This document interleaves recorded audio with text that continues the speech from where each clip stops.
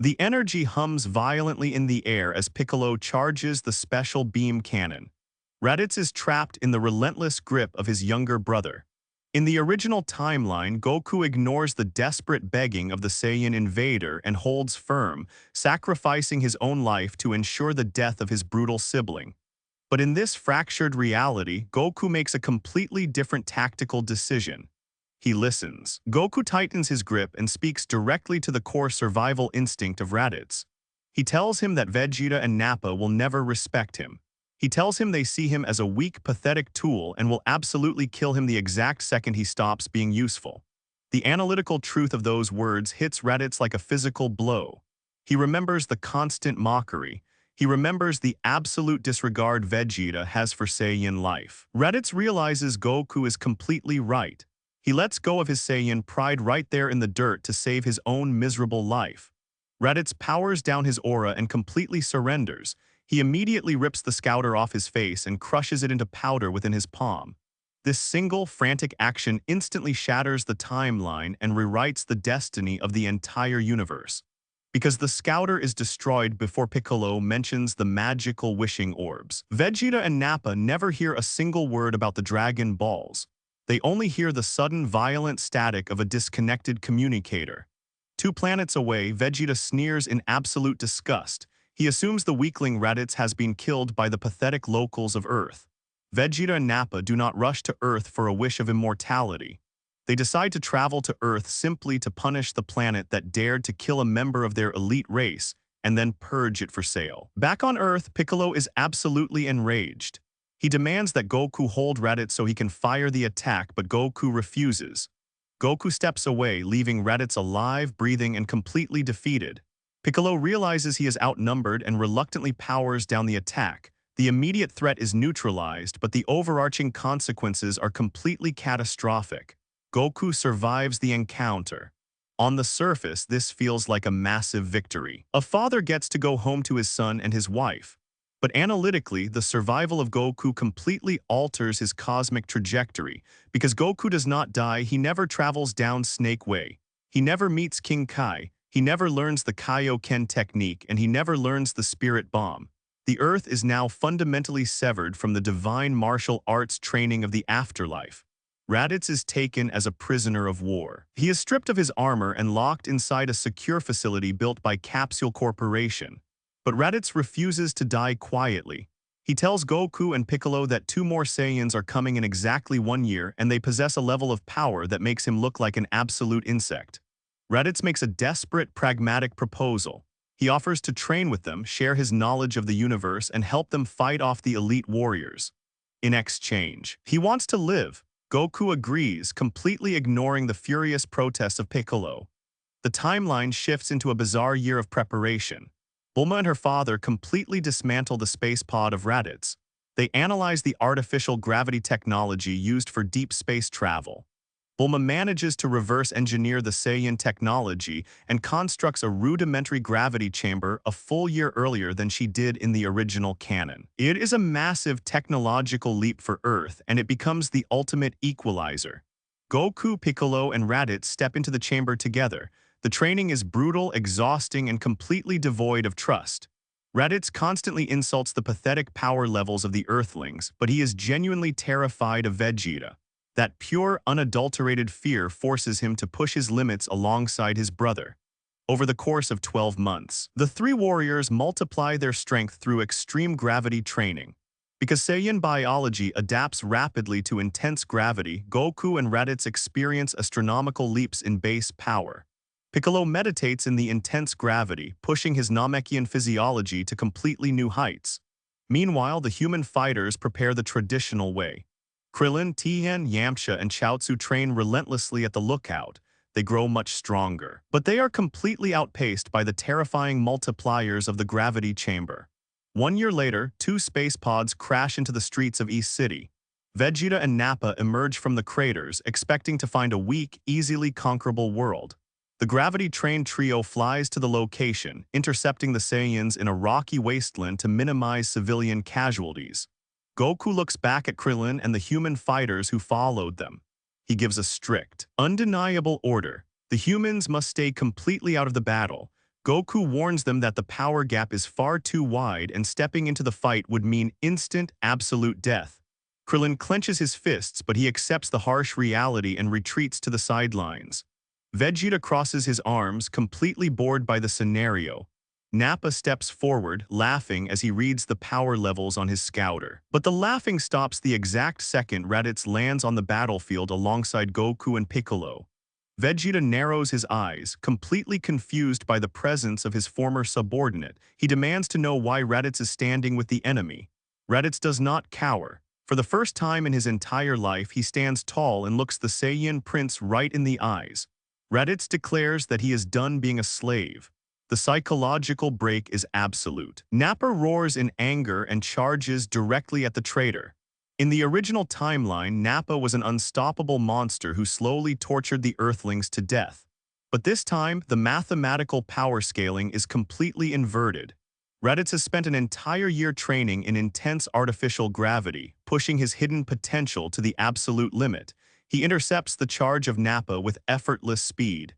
Raditz delivers a brutal, bone-shattering punch directly to the stomach of the giant Saiyan.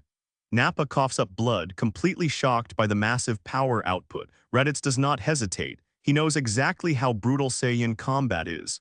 He grabs Nappa by the head and fires a massive energy wave at point-blank range. Nappa is completely vaporized in a single, merciless strike. The battlefield falls absolutely silent. Goku and Piccolo are stunned by the sheer ruthlessness of the execution. Vegeta stands perfectly still. He slowly reaches up, removes his scouter and crushes it. A terrifying, psychotic smile creeps across his face. Vegeta realizes this is no longer a simple planetary purge. This is a rebellion. Vegeta powers up, shaking the very tectonic plates of the Earth. He completely bypasses the human spectators and locks his focus entirely on Raditz, Goku, and Piccolo. The fight begins, and it shatters every single expectation Vegeta had. In the original timeline, Goku needed the Kaioken technique just to survive the base power of Vegeta. But here, a full year of extreme gravity training has pushed the base power levels of Goku, Piccolo, and Raditz to astronomical heights. They easily match the 18,000 power level of the Saiyan Prince. They fight Vegeta to an absolute standstill. Their movements are perfectly synchronized. Goku strikes from the front, Raditz attacks from the blind spots, and Piccolo fires precise, devastating energy blasts from a distance. Vegeta is brutally battered. His elite armor cracks. He tastes his own blood for the first time in years. The pure, unadulterated humiliation enraged him beyond measure. He realizes he cannot win a straight, honorable fight against three gravity-trained warriors. The Prince of all Saiyans is forced to abandon his pride and resort to absolute dirty tactics. Vegeta unleashes massive, blinding waves of dust and debris to break their line of sight. He targets the environment, forcing Goku to drop his guard to save civilian infrastructure in the distance. Vegeta uses his superior combat experience to separate the trio, striking with lethal, desperate precision. But it is not enough. He is losing, and he knows it. Vegeta flies high into the air, bleeding and gasping for breath. He realizes he has only one option left. He points two fingers at the sky and creates the artificial moon. The sky turns pitch black. The massive energy drain of creating the moon instantly plummets the base power of Vegeta, but the upcoming multiplier makes it a worthy sacrifice.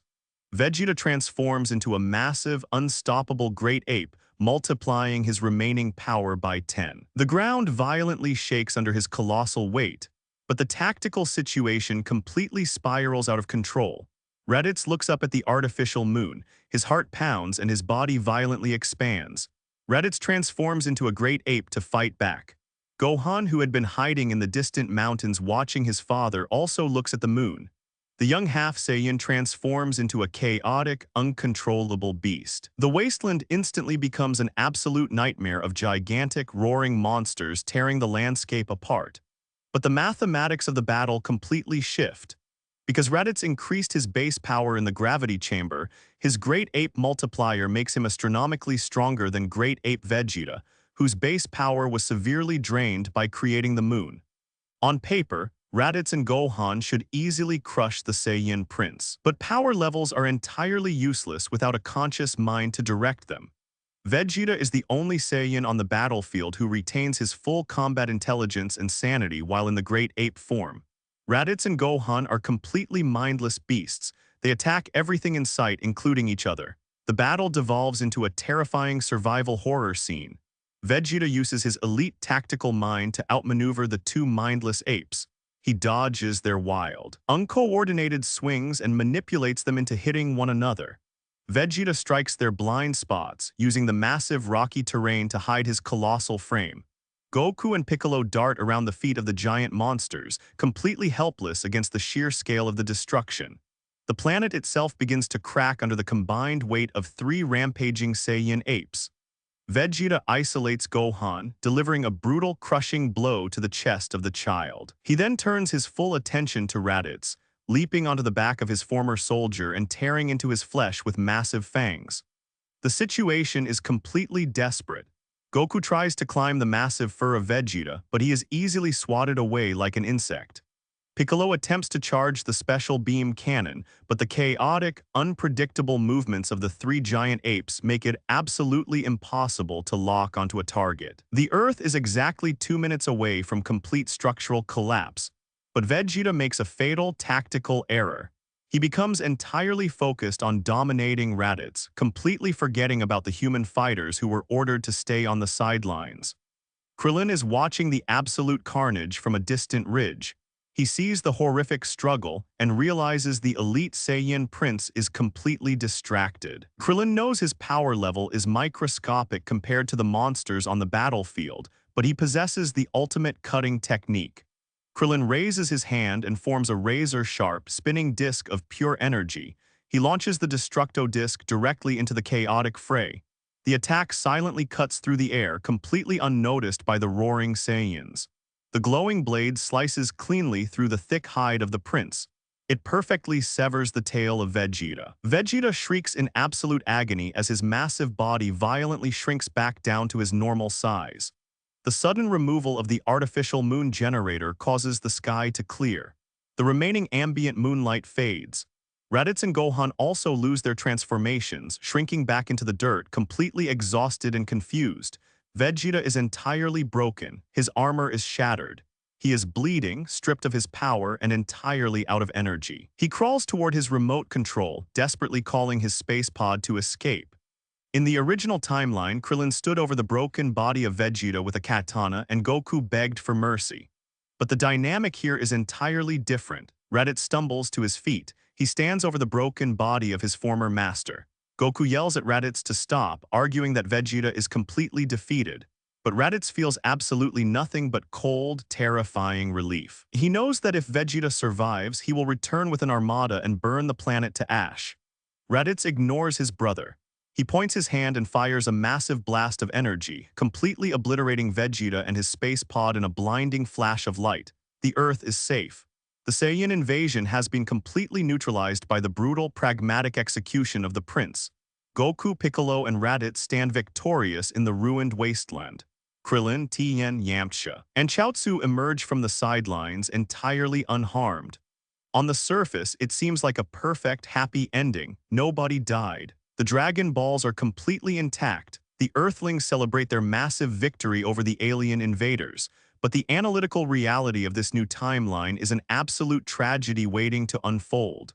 The decision to spare Raditz completely ruined the universal chessboard, because Piccolo never died. The Earthlings have absolutely no reason to travel to planet Namek. Because they never go to Namek, they never encounter the galactic tyrant Frieza. Frieza never learns about the Dragon Balls of Earth, and he simply continues ruling his empire in the deep reaches of space, completely unchallenged by the Saiyan race. Furthermore, because Goku never experienced the absolute physical and emotional trauma of the Namek campaign, he never triggers the legendary Super Saiyan transformation. He remains relatively weak, trapped entirely within the biological limits of his base Saiyan form. Years pass in absolute peace. The gravity chamber is dismantled. Raditz integrates into society, living a quiet, isolated life on Earth.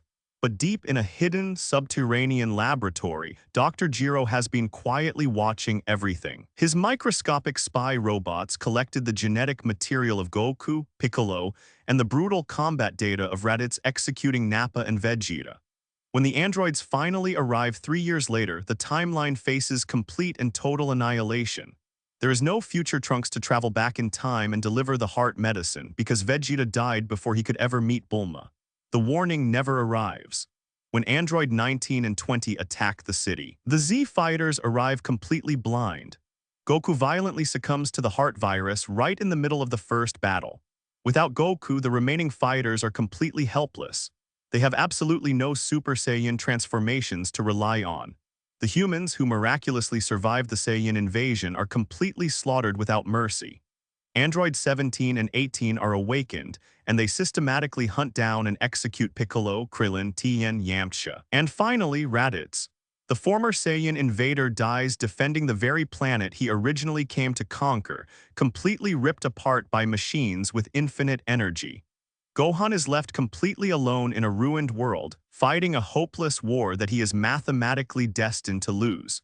The decision Goku made to appeal to the survival instinct of his brother felt like mercy. But by saving Raditz, Goku knowingly prevented his own ascension to Super Saiyan and unknowingly set a trap that would completely eradicate the human race. Sparing a single life doomed the entire universe.